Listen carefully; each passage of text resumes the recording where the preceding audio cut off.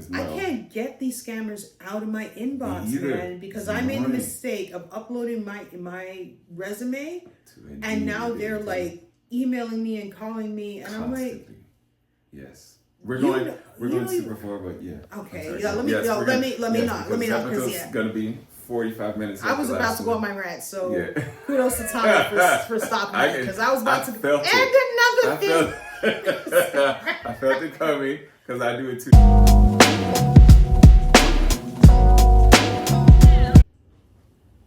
Rock and roll episode number 5. Episode 5.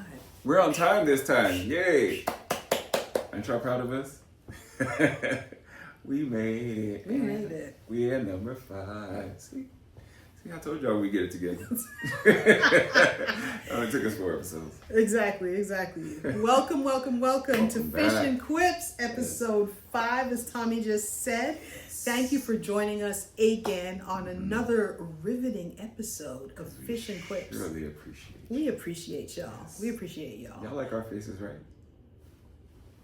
You like us, right? We here. No, but really, we love talking about all things cybersecurity. We think it is fascinating. Yes. And we assume that you do too, which is why you're here. So we're all kindred spirits here. So thank you so much for joining us for another episode. Yes, and let me sit up because my grandma turned over her grave. Boy, stop all that slouching and sit up. Sit up right. Listen, man, okay, this is completely off topic. But do you know, my father, he was a real stickler about posture. And if he caught me or my sister slouching, he would, I think it was happened to me more than, because I was the wayward one, right? My sister, she always did well. Anyhow, he would put me to stand up in the corner with an encyclopedia on top of my head. I'm aging myself because physical encyclopedias was a thing back when I was growing up. Boy, but that's it. These Gen Zs and Alphas are gonna be like, an encyclo what? Yeah, encyclo who? Encyclo where? Where? Yeah. So encyclopedia was a huge book of knowledge. It was like the internet before the internet. So you could find out about anything in your encyclopedia, right? So anyhow, we had a set of encyclopedia. My father would, and they were these thick hardcover books, and he would put me to stand in the corner with the encyclopedia on my head to stop me from slouching. So yeah, my dad, he didn't play. He did not play. Right. My dad's had the whole too. Back in the day. And I was standing in that corner, and you can't even look down. You can't do nothing because you can't let that encyclopedia drop. Now see, right? That's kind of counterintuitive, because doing that would give you neck problems. Then you're like, that's what I'm saying. I've got neck problems now. Thanks, Dad. Thanks, Dad. Thank you. But he meant well. Yes. But as you said, slouching, that whole entire memory just came right back. That just like triggers. I was just right back there. Ooh, standing in that corner, facing the wall with the encyclopedia on my head. Yeah. That could be a serial killer, right? Because you're sitting over there plotting. That's what I'm saying. Listen, I was standing there plotting. I was. But yeah. So you said slouching, and I immediately, because I'm telling you, that conditioning is something, as soon as I think about slouching, and I just see my dad's face, and I'm just like, just stand up, straighten up. But yeah, so I digress. Yes, big time, but it's fine. It's all good. So what are we talking about today in episode 5, Tommy? What are we discussing? We're going to talk about phishing, one of our favorite topics, and it's in our name. It's in the name of our podcast. It's Phish. The PH, fish. Phish Quips. Yes, we're talking about food, y'all. Phishing. Yes, fish, not the type you fry. Okay. Yes. So we're talking about phishing, and what do you know about phishing?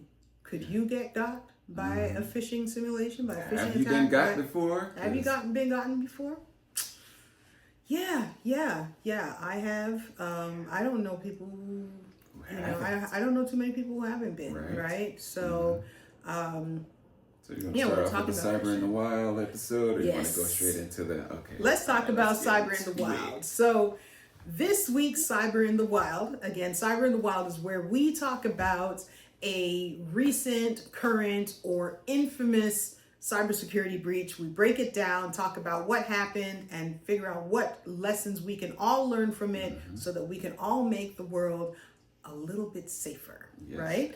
So this week we're talking about the 2024 Coinbase breach that was a sophisticated phishing campaign, right? That exploited insider access. Yeah, and basically cyber criminals bribed overseas customer support agents to steal personal data from Coinbase users. Yeah. Including names, birth dates, and partial security numbers, all the things that you need to gain access to someone's account. So evil, so evil. So the attackers kind of initiated the scam by impersonating Coinbase's customer support through various channels, right? Including phone calls, SMS, and emails, right? They created a sense of urgency by claiming suspicious activity on user accounts, right? And instructing them to transfer funds to a secure wallet, right? Yeah, they also spoofed PBX systems, and PBX is basically a company's internal phone system. Right. They exploited that and used fake email domains to make the communications look even more legit, you know what I'm saying? And the victims were often directed to download a Coinbase wallet app, which was actually a malicious application designed to steal their crypto assets. So basically, it's a fake Coinbase, right, where they can steal your money. So this campaign primarily targeted Coinbase users, right? Particularly those with significant crypto holdings, right? And by exploiting the users' trust in Coinbase's support, right, the attackers were able to deceive them into transferring their funds to fraudulent wallets. And this breach affected less than 1% of Coinbase's, like, their monthly transacting users, right? But the financial impact was substantial, right? Yeah. And basically, contrary to popular belief, this attack used psychological tactics to manipulate the victims. So they create a sense of urgency and fear by claiming unauthorized access or suspicious activity. They instill a sense of urgency, prompting users to quickly act without, actually questioning what's actually happening. You know what I'm saying? Right. And they also use like authority and trust, right? By impersonating Coinbase's support, right? This exploited the inherent trust that Coinbase's users had in the platform, right? Making the scam appear really legitimate, right? And they also lead with like a promise, securing funds in a safe wallet created a false sense of scarcity, pushing users to act, hastily and irrationally, basically. So, the bottom line, right, is that these emotional triggers bypassed users' critical thinking, right? And it led them to make impulsive decisions that compromised their security and ended up costing them their crypto. Yeah. Right? So upon discovering the breach, Coinbase took immediate action, Which right? is good. Right. So what they did was they reimbursed affected users who were tricked into sending their funds to these attackers. And right. then they enhanced security measures, obviously. That's always the second step. Right. Implementing stronger fraud prevention. Right. And, increased monitoring and customer support channels and stuff like that. So. Right. And then they collaborated with law enforcement to kind of pursue the individuals who were responsible for this campaign, right? And additionally, the U.S. Secret Service seized $225 million in stolen crypto assets. Damn, can I have some of that? You know what I'm saying? Because I got little... Coinbase too.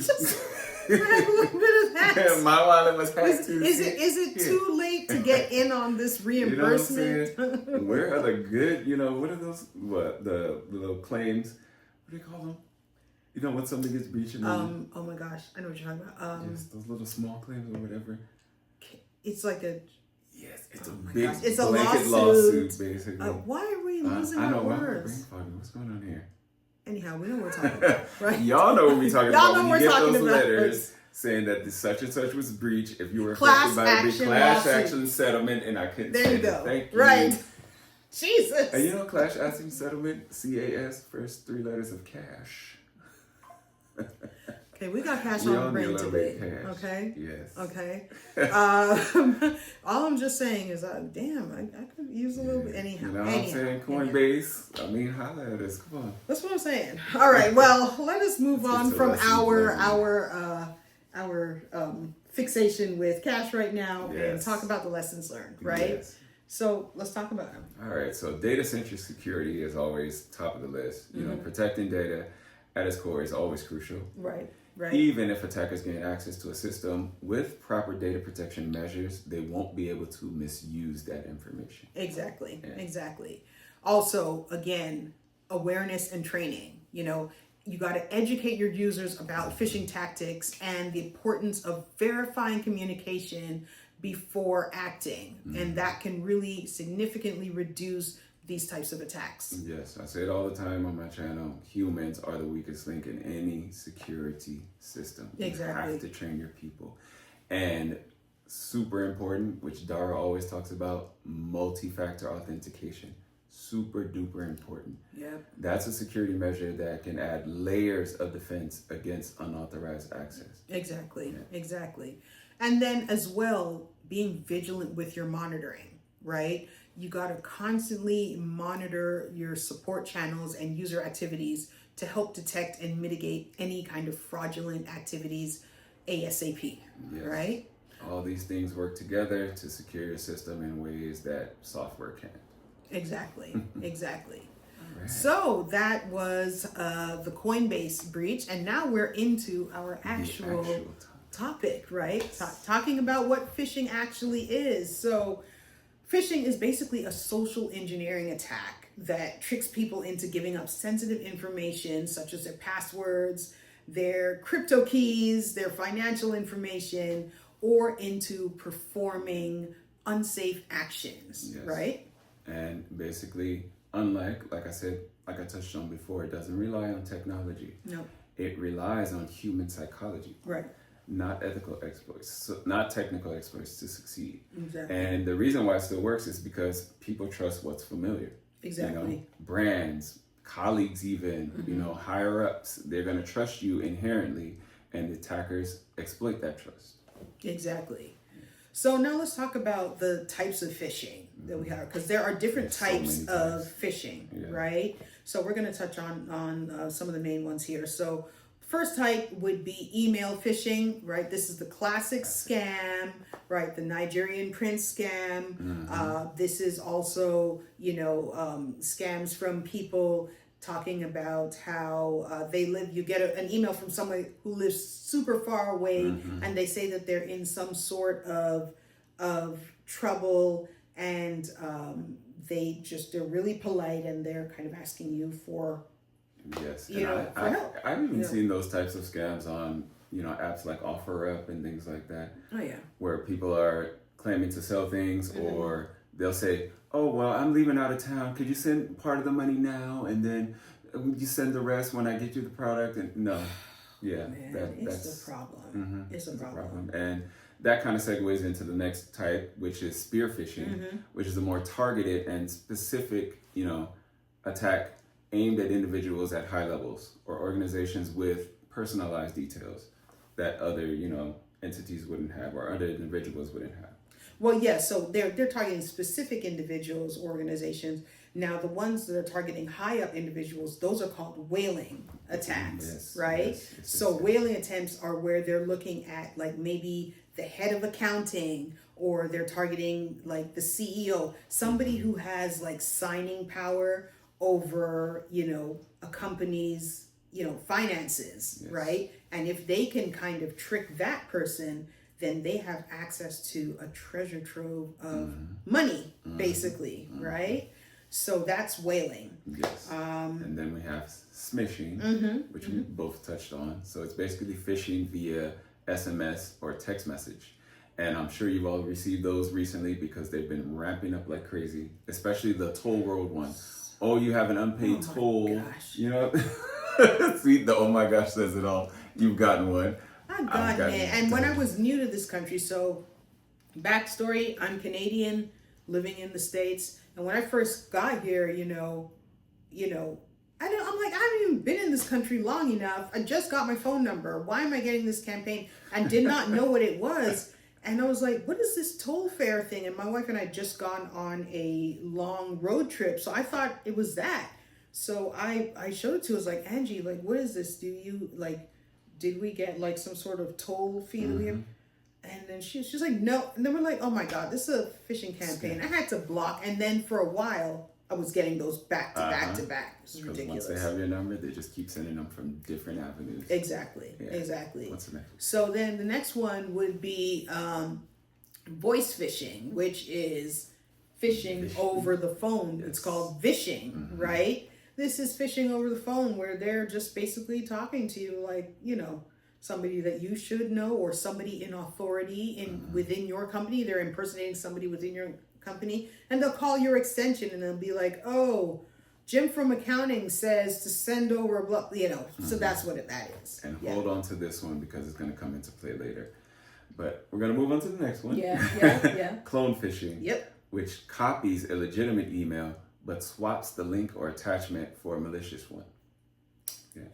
Man, I tell you, these people are so sneaky, right? I'm telling you, if they put all this into doing good, this I'm world like, would be... you get up in the morning, the first thing you're looking to do is scam people. Can you get a life, please? Find something to do. I'm serious. God. Anyhow, so the next one is QR code scams, right? These are the ones where you've got to be really careful right now. When you're parking in a parking lot, they've also, got these QR codes that you scan so that, you can kind of input your license plate. What these guys are doing right now is they're walking around with these QR code stickers and sticking them over the legit QR code, and you don't notice, and you scan that, and there goes all your banking information. Right? And they also have them at the gas stations also. Yes. Where you go to tap your card, they put an overlay. And you tap theirs, and then they take your card information immediately. Same thing with the ATMs. They have a whole slot dedicated to it. I did a video on this. If you go to my channel, you can see it. But they have a whole slot that it puts their card reader there, and then it catches the money as it's coming out of the ATM. So you put in your code, you withdraw the money, this machine catches it. And you're thinking, oh, the machine's broken, so you walk away. And then they come and collect. It's so crazy. I don't know. It's mind-blowing. The types of scams that are out there, this is why we urge you guys to always be aware and why we share this so we can, help you be more vigilant. But yeah, we digress. Talking about the next one. So the next one is business email compromise, otherwise known as BEC or BEC, right? And it's basically pretending to be a high-ranking executive to trick employees into transferring funds. So this is kind of similar to whaling, which I just talked about a little bit earlier. Yes. Yeah. And to a lesser degree, spear phishing. Yeah. Exactly. Yeah, something like that. And I know you guys have heard of this last one, social media phishing, where they're using fake accounts, pretending to be celebrities or, like high-level influencers, trying to get you to click on something or get you to send money to them or pay for some fake service that doesn't actually exist. It's just crazy. Yeah, it goes on and on and on. Yeah, we can do this all day. You just have to stay vigilant all the time. So let's kind of talk about the anatomy of a phishing campaign. What does that kind of compromise, compose of, right? So what are the steps, right? So the first step would be reconnaissance, right? Where the attackers are kind of researching their targets thoroughly. They want to know your habits. They want to know your email address. They want to know your interests so that they can make contact with you and come up with a plausible story that you will believe if your guard is down. Right? Exactly. Or if they can create a fake sense of urgency in you to get you to panic and do what they want you to do. Exactly. And that leads to the next thing, which is bait, which is where the name phishing comes from. They cast the line, and then they create the bait, crafting convincing messages or website that appear to be legitimate. Exactly. Yeah. And then the next one would be delivery, where they're actually delivering the emails, texts, or messages to their intended targets, right? And then comes the exploitation, where the victim clicks the link, opens an attachment, and shares their credentials. And after that, what comes then is the harvest. Now the attackers are harvesting all of this data that they have managed to steal. They're collecting all of it, they're gaining access to accounts, or they're launching follow-up attacks. Exactly. And now comes the monetization. And this is where the damage is done. So this is where the fund transfers come in. Imagine they have their information now. You shared the credentials with them like they wanted you to. Right. And now they're going to transfer all the funds from your account to theirs. Money. Yeah, it's all about the money. Like I said, at the end of the day, that's where the ransomware deployment happens, the identity theft, or even just spying on you to get even more information and do even more damage in the future. Exactly. And so this is why when you are in cybersecurity and you are a part of like a team where you are launching a phishing simulation, right? This is where you can kind of get to have fun with your coworkers, right? And see who gets caught, because anybody who gets caught is somebody who needs a little bit further training, you know. And so just so that anybody from the general public who maybe is not necessarily interested in cybersecurity but happens to see our podcast, it's not that we are out to get you in these companies when we trick you and then we're like, oh, now you failed, so now you've got to do this phishing training, this cybersecurity training. It's really in the effort to protect both you and the company that you work for, to teach you the lessons that help you to become a little bit more vigilant and do a little bit better. So for example, like in a corporate phishing simulation, the IT team might send like a fake mandatory CEO approved donut survey, and you just get that email in your work email and you click on it. And then it's like, womp womp, okay, you failed this phishing attempt, so now you've got to do this 3-hour cybersecurity training, right? Yeah. So it's kind of a fun way to it's a fun little gotcha to get your employees, but it does really drive home that point. Yeah, and it's not a bad thing, because even outside of the work environment, this could protect you in your everyday life. This is happening to real people all around the world. I've been a victim of it. I'm sure Dara knows somebody, you know, who's also been a victim of it. Yeah. It's a way to protect yourself. Yeah, my family members, some people in my family recently lost a significant amount of money last year due to a phishing attempt, and man, we were super pissed when we found out about it, because they were a little bit older, and so they didn't know to look out for this. Like, you know, it's just, you know, as humans, we want to be able to trust other people, right? We're not really looking for the worst in people as soon as we meet them or whatever, or when we come across emails and things. We just assume that people are operating in good faith the way that we are. Right. And especially if you're older and you have not grown up with a sense of cybersecurity awareness, it can leave you to be really vulnerable. And they lost a significant amount of money, and I'm still pissed about it to this day. Yeah, so that happened to me. Personal story time. I'll make it brief. Short version of a long story. Yeah. I was going for a payday advance when I was getting ready to move from California to Atlanta. I just wanted to have, you know, a little bit extra money, because it was really expensive to ship the car and all my stuff over here. So I got scammed by this, you know, attacker pretending to be Advance America. The email looked legit, the logo, everything. And I spoke to somebody over the phone, so it was phishing. And I gave them my information to get, you know, my bank account information and all that, social security number, and they cleaned out my account. And I lost twice, because when I got paid my first paycheck, Chase Bank took the money, because what they did was they went and disputed. Oh my God. Yeah, they went and disputed transactions on my account to get that money also. So Chase reversed the charges, put the money in the account, and the attacker took it. And Chase held me responsible. Yeah.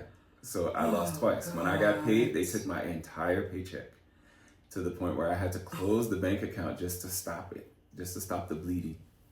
So that makes me want to strangle somebody through the phone, man. Yes. And this is Chase. I'm so sorry that happened to you. Because that is. It was horrible. I lost money both ways. And I lost my entire bank account that I'd had for years because of an attacker. So I tell you all of these things, and we come to you with this information because it can really happen to you. That's what really piqued my interest. And there's never a good moment to get scammed. No. But these things always tend to happen when you can least afford for somebody to be messing with your money is exactly when these people will be hitting, right? So that segues into how to spot and stop a phishing attempt, right? Exactly. So one of the first things you're going to want to do is you're going to want to check the sender's address very carefully. You know, there's often something slightly off about the address in terms of, you know, it could be slightly off from the email domain, right? So you want to check something it. like Chase Bank 1 instead of just chasebank.com. Exactly. Or chasebank.org or something like that. chasebank.co instead of chasebank.com or something like that, right? Yes. So hover over links before clicking them too. That's Yeah. very important. Yeah. That will show you the actual URL. Yeah. And then compare that to the real one. Make sure that it's accurate before you click on it. Exactly. Yeah. And then the next thing you want to look for is poor grammar, any typos, or like really generic greetings, right? These can all indicate a phishing attempt. Yes, and never ever give credentials. Don't do what I did. Don't give your credentials or any type of sensitive information via email, phone, or text. Legitimate companies will never call you to ask for sensitive information like that. Exactly. Yes. And then, you know, basically what you want to do is you want to verify requests via known channels. Like tell the person, hang up, I will call you back. Check the company portal for the legit company, customer service line and call that number that's on the company's website. Yep. Right? If it's legit, they'll already have your information on file. They won't need to ask you anything like that. Right. And again, back to multi-factor authentication. We've covered this so many times. Yeah. And even if the, credentials are stolen, attackers can't access your account because they need that second step to be able to get into it. They need to be able to send a text message directly to your phone that only you have access to. Exactly. Yeah. And then finally, you're going to want to use email filtering and endpoint protections to catch suspicious messages, okay? Because you can't necessarily catch them all, but if you're using tools like this, they can also help to filter them out, right? This is what your spam folder in your email is for, right? Your junk or spam folder, right? Yeah. So, but let's talk about, we mentioned before that training is one of the things that people need to do, but let's talk about why training isn't necessarily enough. It's because of the fact that phishing relies on human psychology. And even trained users can make mistakes. Exactly. 10-year, 20-year veterans, they can make a mistake. They can have a bad day. They could be stressed out, overwhelmed, overworked. Exactly. And, they'll click on the first thing just to get it out of their hair, basically. Exactly. And these attackers, they're also adapting to current events, right? Holidays, trending topics, right? And cultural moments to kind of craft believable messages, right? So it gets back to what we were talking about before about defense in depth, right? That's another thing you're going to hear us drilling into you, that there is no one band-aid solution for all of your cybersecurity. You've got to employ multiple tactics and you've got to use them simultaneously. Yes. Right? And security has to be a culture. It cannot just be the IT department's job or responsibility. It's the responsibility of everyone to protect themselves and to protect the company's interests at large. Exactly. Yes. So that said, let's talk about our beginner's tip of the week. All right, give it to me. Right?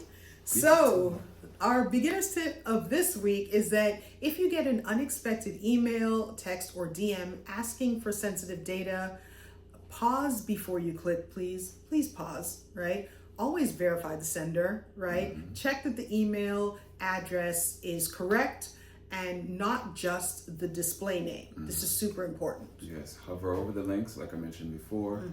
Make sure that the URL matches the legitimate site. Double check it, go to Google, whatever you need to do long before you click it. I always tell y'all, think before you click. And when in doubt, don't click it. Like if you don't trust it, do not click it. It's not worth it. Trust me. Go directly to the official website, contact the person like Dara said, look up the actual phone number and call them directly. Exactly. And remember that just because somebody emailing you does not constitute an emergency on your part. These scammers, right, they really rely on creating a sense of urgency, and they rely on our natural inclination to want to respond to people when they communicate with us. They rely on that to get you to drop your guard, right? Just because somebody sends me an email, that does not mean that I am obligated to click anything in that email. It does not mean that I'm obligated to respond to that email. It doesn't mean I'm obligated to do anything else but hit delete and throw it into my junk drawer, right? If you cannot verify something with an email, the safest thing to do is to just leave it alone. Definitely don't click anything in that email, right? So I think we've repeated that to y'all enough for the week, right? But now, we hope. So y'all, please take it seriously, because very serious. You know, Tommy had a personal experience. My families have had a personal experience with losing money off of phishing, and it's not nice when it happens at all. It took me 2 years to recover from that. That's crazy. Yeah, that's crazy. Not just and the monetary thing, you know what I'm saying? The scammer is going off on the beach, sipping Mai Tais with your hard-earned money. With your money. People want to kill somebody. Man. I'm telling you. Okay. I wiped out my savings, and the money that I was currently making just gone. And not to mention the damage they did to my credit by stealing my identity. So speaking of this, like, if y'all have any personal experiences, listen, we're all here to learn from each other. Please drop them in the comments below. Were you ever caught off guard by a phishing attempt? Did you lose money off of a phishing attempt? How close did you come? Did you like nearly get caught, but something triggered you to realize it was suspicious? Let us know what that thing was that caused you to back away and be like, this doesn't look legit, because we can all learn from each other here, right? This is what Phish Quips is about, right? Yes, exactly. So now let's move on to the fish tank and talk about the fish tank section, which is where we discuss cybersecurity in pop culture, right? Yeah. So what is this week's pop culture reference to cybersecurity? So this is a pick of mine. Dar said she hasn't seen it yet, but I urged her to watch it because I'm watching it. And for me, it hits home because of the story that I just showed you. Remember earlier when I told you to hold on to Phishing because it would come back? The movie called The Beekeeper with Jason Statham and Felicia Rashad is an example of high-level phishing. So the main character, Jason Statham and Felicia Rashad, they're friends, they're neighbors. Jason Statham's character is a beekeeper, lives next door to a retired teacher who's Felicia Rashad. So she had just retired, she was home more, she's out, she's home, she's plotting with her daughter what she's going to do now that, she has all this free time, she has her retirement savings, and she gets a phone call from the bank. And unbeknownst to her, it's a scammer from a call center pretending to be the bank, urging her like, hey, somebody has access to your account, we need you to fix it. It's this software vulnerability in your computer, guiding her through the steps, being real nice to her and kind. Right. Because she's like, I don't know anything about technology or anything like that. And he walks her into giving up all her credentials. And as soon as she hangs up the phone, like no sooner than she hangs it up, they wipe out her entire account. And I mean zero out everything: checking, savings, retirement fund, gone. And she's so distraught that she ends up killing herself. She goes to look at her accounts and everything is gone. And her daughter, who's a cop, goes by to check on her, just at random, and finds her with a gunshot wound to the head, and she's in her chair because she was so broken.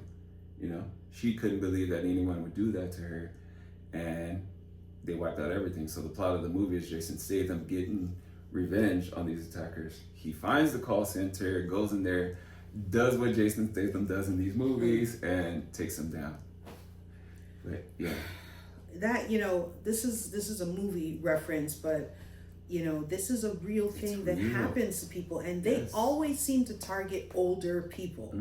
They always do, because older people aren't, for the most part, as technologically savvy out there. They're still used to a time before the internet where they had to do a lot of their banking and stuff on phone, where they had to, so they they're used to trusting the voice on the other end of the phone.